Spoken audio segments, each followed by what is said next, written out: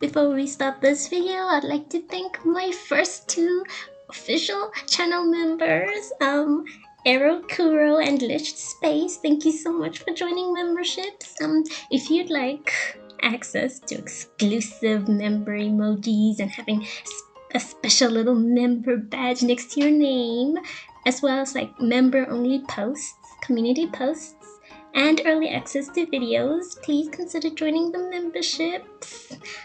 So excited that I can say that now. So now on to the video. Hi, hello, welcome to my channel and welcome to the official debut video of my two mascots. Two. I decided I would be making two, and somehow that snowballed into making a whole AU for them. So this video will be explaining that AU, I'll be explaining the boys and their lore. So yeah, if you've seen my content, you know I make Undertale AU lore video deep dives. So this isn't an AU that exists. Okay, it exists now, but it's not like a fandom AU. So if you came thinking, I don't remember this AU. Did I miss some? You didn't miss anything.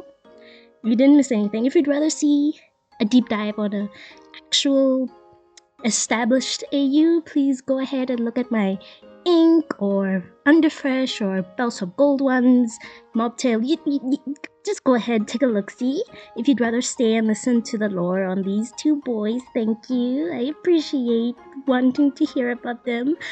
As I said last week, after making Underfresh, and as I was making the Underfresh video, I had said many times I wanted to make a real mascot for this channel, like an actual sans that would represent the channel that I could use for my profile picture, for my banner, maybe my thumbnails, or like the gameplay videos specifically. And I wanted to work on them this week as a break from the deep dives. And well, if you've been seeing my community posts, you definitely know I've been working on them. So this is the video to talk about them, and I decided at first they were going to be called the Unbound Skelly Bros, but I decided to go with Outbound because it sounds better. Also, this video is going to be half scripted, half not scripted, because usually with my deep dives I try to go full scripted so that I don't mess up any information that I might have forgotten. But since this is my own AU, I decided, you know what, who knows this better than me? I don't need to go full scripted, so yeah.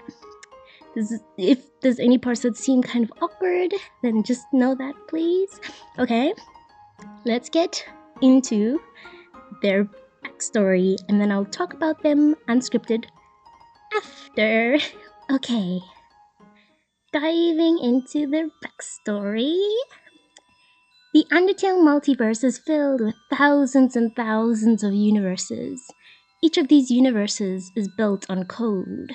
Some more common universes like Underfell and Underswap had multiple versions of it, where when one person creates their own version of this AU or tweaks the original, a whole new universe with its own code would be created. And all these copies and copies of copies would eventually lead to the multiverse glitching. Not enough to cause a major multiversal system crash or anything, just sometimes code that would be unused would end up duplicating or detaching and floating freely in the void between universes. And even code that had been copied over and over would eventually accidentally copy and have no actual universe to be put into. So it will also end up floating freely in the void, which would have all these free floating codes just floating without purpose. And coders, I'm sorry, this is inaccurate, but let's pretend it makes sense in a programming sense, please. With the overabundance of how many sans and papyrus-focused codes there are freely floating, eventually all these little bits of code began to compile into scripts, and eventually it became functional enough to actually create new versions of them, which is how Outbound Sans and Papyrus came to be. A sans and papyrus made from codes that was out of the bounds of its script. You get it? Get it? They definitely, in their initial design, looked like they were some kind of Frankenstein's monster type of sands and papyrus made from codes of sands and papyruses. And they came preloaded with the knowledge of the multiverse and codes and the creators and artists beyond their multiverse from all the codes of other outcode characters who already had this knowledge. And once they were fully formed, when they saw each other, they instantly saw each other as brothers, even if they knew that technically they weren't born traditionally from the same parent. They felt a kinship with each other and instantly bonded as a family from the moment they laid eyes on each other. They initially wake up in the void and need a long time to adjust to the thousands of personalities and different bits of memories and powers and abilities that the many different codes in them came with. And it's a huge struggle for them, and the emptiness of the void almost drives them crazy, but having each other for support kept them from going absolutely insane, and ends up making their bond to each other stronger than anything, to the point that it's just that they're inseparable now. Eventually, they managed to stabilize their code to something manageable, mostly by learning to block off code from lesser used AUs, since those are generally less prevalent within them, and have code from more major code be referred to most often when it comes to their personality and looks, and the most referred to code being from the OG Undertale and Underswap, with those two being obviously the Undertale one being the most important one. It's literally the foundation for the multiverse. And Underswap because it's like one of the more baseline AUs. I don't know how to put it, but it's the baseline. It's one of the baseline AUs. So, because those two are the most prevalent, they end up forming two separate forms based on those. But there's still just one papyrus, one sans, two forms. A classic form and a swap form. Thank you to a certain artist on Blue Sky for bringing up the classic form one. Thank you. Like the name. But their personalities aren't a perfect match with like the Undertale Underswap Bros. They have little bits and pieces of other AUs put in there, so their personalities are they're pretty unique, I'd like to think, which we'll be talking about in a bit. Then they decided to use scripts from outcode characters like Ink, Error, you get it, to know how to manipulate the multiverse so they can finally traverse it properly. And I'm gonna take influence from Ink's view of the multiverse and say that in its bare form, it is a little hard to navigate at first, like seeing HTML code for the first time, but they eventually manage to actually be able to look into AUs. And when they do, they start feeling kinships with them, since their code starts to resonate with the AUs that code was originally duplicated from. And that kinship makes them want to see more and more AUs, look into more of them, visit more of them, and they begin to feel at home with them. But at the same time, they also feel disconnected, which makes them keep their distance from actually trying to jump into the AUs themselves. They spend a long time wondering the gaps between the universes in the multiverse, and as they see more versions of themselves, they start to learn how to redesign their own look to better match the look of their alternates, and so they don't look as much of a mess as they do when they were first made, and they end up with the looks that we have of them today, with the heaviest influence being, of course, Undertale and Underswap, but there's a lot of different elements put into both their forms as outfits. They also learn how to build their own section of the multiverse in a large gap between universes, like Ink had managed to build up the Doodle Sphere. They take influence mostly from space, since the natural monster yearning to see the stars from so many AUs still being based underground, plus the Undertale AU influences makes them want to have that spacey scenery like that around them. Then they make it so the stars in their hub can be gateways into universes. So basically they made it so any universe that does exist gets a star that's like a door to it, while if a universe is created, then a star would be made as a gateway to that universe. And as soon as they got that code running in their little section of their little hub, thousands of stars began filling up their little sky. At first, they had just used the stars to be windows to the universes, not doors. But maybe one day, they'll eventually have the curiosity and that pull that pulls them to the AUs, make them want to do a little bit more than just looking. And well, they do eventually. They do. Well, what's the fun in being able to know that you could have a little bit of fun with your alternates, right? Okay. As you can tell, this video is already really just me having fun with it. I'm just so happy with them. I'm so happy. Okay. On to their personalities. I'll be talking about them as a package for now, and then we'll talk about them individually. Okay, so in general, the two of them are both goofy, silly little mischief makers. They both love puns, from the fact that Papyrus, who makes more puns than Sans in the original game, and canon Undersoft Sans likes puns, so that's why they're excitable bro modes. I'll call it that. Excitable bro modes likes leans more into puns, while they're lazy bro modes, as in classic Sans and Undersoft Papyrus, lean more into practical jokes, since that's what canon Undersoft Papyrus likes, and that's what Undertale Sans does most. Okay? But they're both just jokesters. They both love jokes. They love humor. They're silly. They do have a slight nihilistic view on... Okay, they have a nihilistic view on things. I don't think you have a slight okay. As in, from knowing that everything that makes up their multiverse is made by a bunch of greater humans that could just decide to erase any of the universes they created, obviously they start thinking, well, what's the point?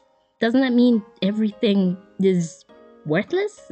Nothing matters? But then they realize, what could they do to stop them? What could these humans do to actually stop us? They realize that they're just made from duplicates of code that's torn off from the universe's codes, and if those universes get deleted, their code doesn't. So these original creators can't touch them. And no one tell them that they were created too. No one tell them. No one burst their bubble. But when they realize this, they change their views from nothing matters, sad violin, to nothing matters. Nothing matters. No one can stop us. And that causes them to cause absolute chaos. But like chaotic, good to neutral chaos. Things that won't actually harm anyone. And when they decide to eventually interact with the AUs, they're mostly just goofing around with the different characters in it. And low-key fangirling, because they were watching the AUs for a long time and end up having a kind of parasocial connection with them. Their code also does that, but they also won't interfere with important events, since they know that's not their place to do so. They still feel that slight disconnect from the other AUs that are around them. They also experience memory issues, as in deja vu kind of memory issues, because of all the memories brought in from the codes that are implemented in them, and sometimes they have a hard time differentiating from the memories that belong to them versus the memories that belong to the original source of the code. So, pretty example here, the Outbound bros are visiting Underfell. Their chat, and Outbound Sans talks to Underfell Papyrus and says, "Yo, do you remember this thing that we did?" And Underfell's Papyrus is just completely confused because, wait, that's something that me and my brother did, and that's something we discussed in private. And then Outbound Papyrus has to be like, brother, I think that was just one of the deja vu memories, actually. And Outbound Sans is just like, oh, yeah, you're right. My bad. You're right. And Underfell Papyrus is just super confused.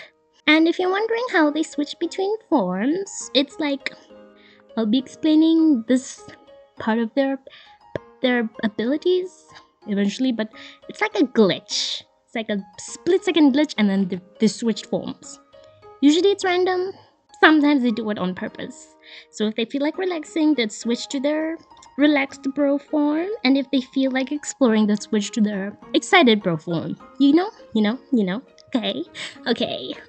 Now onto the brothers individually. Starting with Sans, who's the older brother.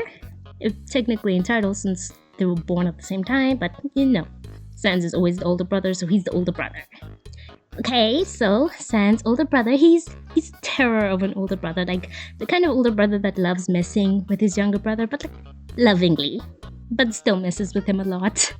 And he's an absolute mischief gremlin and does stuff randomly just cause it's funny. And also he likes sarcasm, and I mean, that's just funny. He's more observant than he lets on, even if he seems like he's always just goofing around. And if Papyrus ever does anything related to humor, Sans is his biggest fan when it comes to his jokes or pranks or anything, and will always laugh and appreciate any funny Papyrus does. Because he's a proud big bro and always wants to support his younger brother. And there's a certain part of his thing, I don't know how to explain it properly, but I have this in mind for him. So, because of how many bad the Sans is, not really the group, but you know what I mean. How many times people depict Sans as like antagonistic in AUs? Like Nightmare, Dust, yeah. Because of all those codes that are out there of him, yes, he experiences slumps, periods, where his personality just drops, so that he experiences really bad moments where he just either is super aggressive, depressed. It's a bad time because of all that. It was way worse when they were first formed, but now that he's managed to block off most of the code that make up those bad Sanses, it's not as bad, but he still experiences them, and he always feels bad when he goes to them, but it's not something he can stop, but it's something that he's managing. So I feel like that I wanted to put that out there. He does feel bad, and like it's something I'm gonna get to Papyrus about this, but Papyrus experiences it sometimes, but nowhere near to the extent that Sans does, because I mean, how many bad Papyruses have you seen, like in AUs? So yeah, Sans isn't exactly a fan of that, but he manages. Okay, now onto a swapped form exclusive trait. He is very, very hyper because of how many times people misinterpret Blueberry as canon swap Sans. Because of that, he does have influences from Blueberry that make him feel more Blueberry-esque sometimes than canon swap Sans, even if he refers to canon swap mostly. And a classic exclusive trait is that he is very sleepy, even compared to Papyrus's own like lazy bro mode, his swapped mode. He feels more fatigued than Papyrus. But he also half the time likes to just pretend he's asleep just to mess with Papyrus. Also, condiment drinker. Half because canonically he does it as a prank, other half because the fandom likes to think he likes drinking it, so because of that, he actually does like drinking condiments for the heck of it. So, okay, now on to Papyrus. The younger brother who is just so done with his brother's antics, but still puts up with it because, I mean, he doesn't want to admit it, but he does think it's funny most of the time. And because he loves his brother, so of course he's gonna put up with it. He tends to be more friendly and tender-hearted and optimistic than Sans is, but also a little bit more hot-headed than Sans generally.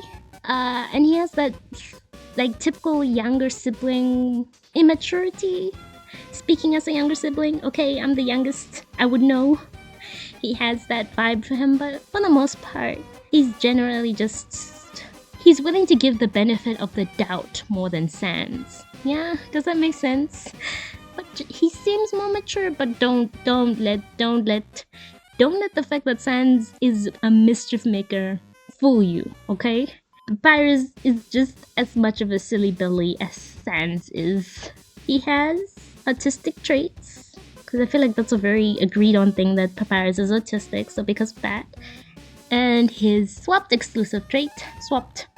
mode exclusive trait is that he, like most of the swap papyruses that you've seen, does have his own little smoke, but it's not actually smoking.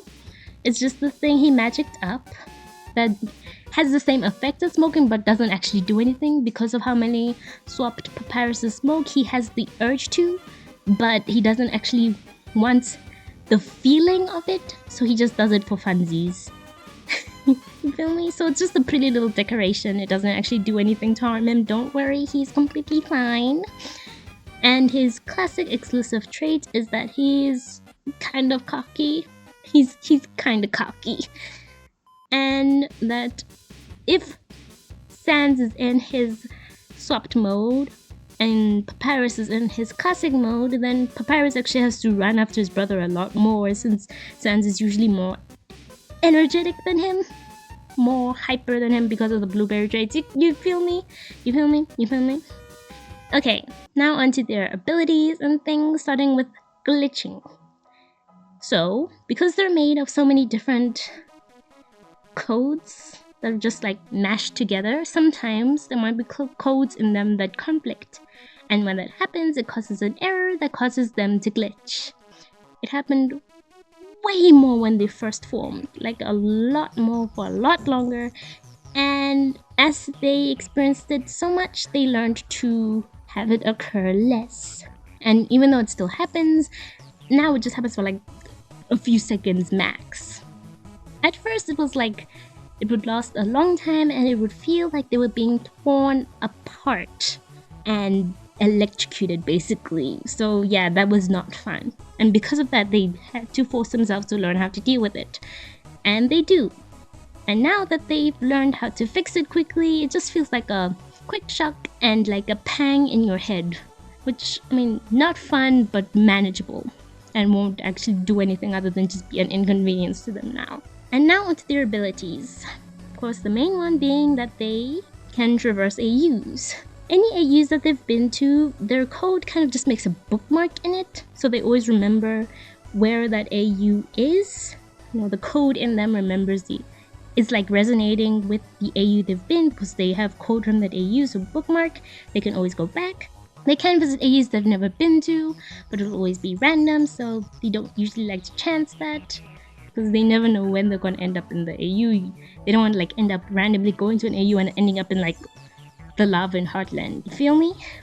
Also, another ability they have is that the hub in the multiverse that they have full control over the code in that, so they can make anything they want in it. So currently the only thing they really do is make pathways to walk along so that they can reach the stars for the different AUs. But sometimes they do fun little objects like beanbags or food to snack on, things like that, fun little things.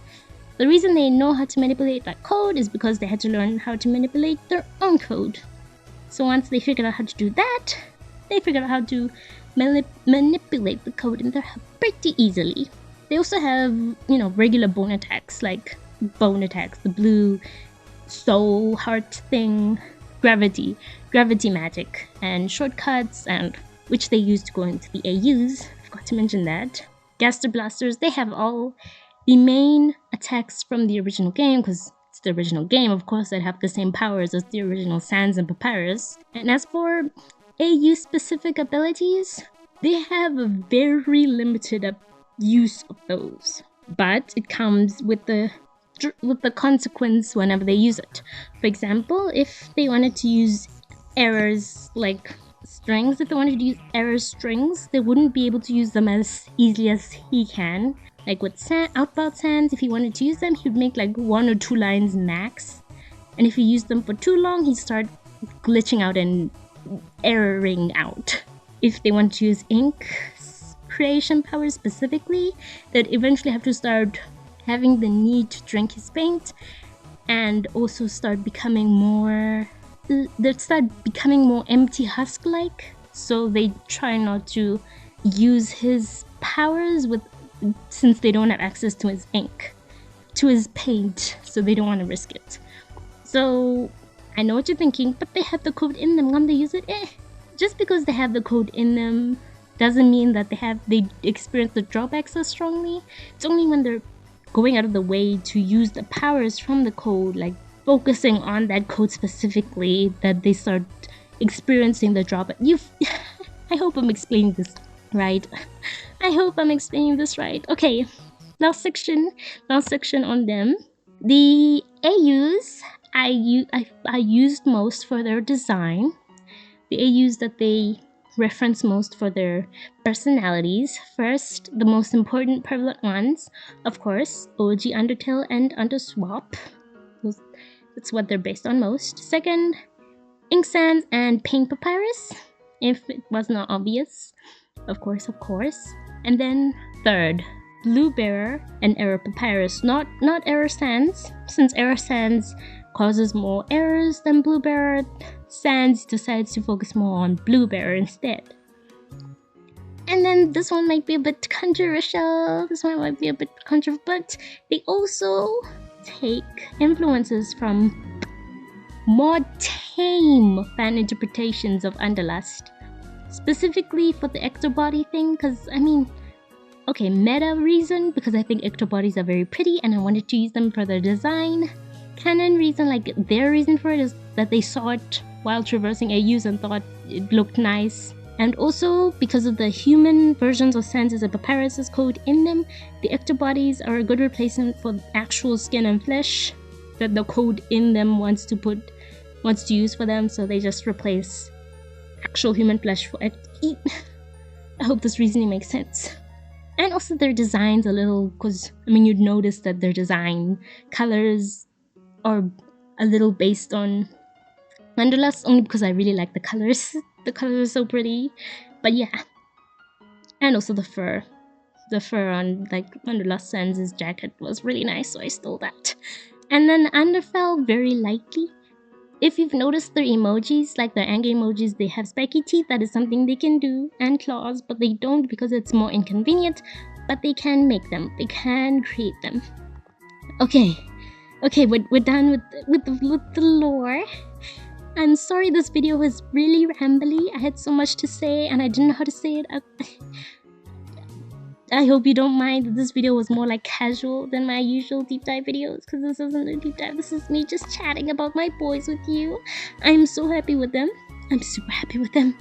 Thank you for everyone who's enjoyed them. As I said, they will be my mascots. These two are my mascots. This video is just so you know what they're about, so you don't just look at them and wonder what their deal is. So, if you love them, they will love you right back. They probably already do. So yeah, I'll be using them as my channel mascots. I've already made channel exclusive emojis of them. The member badges are based on the universe stars. I'm so happy with them.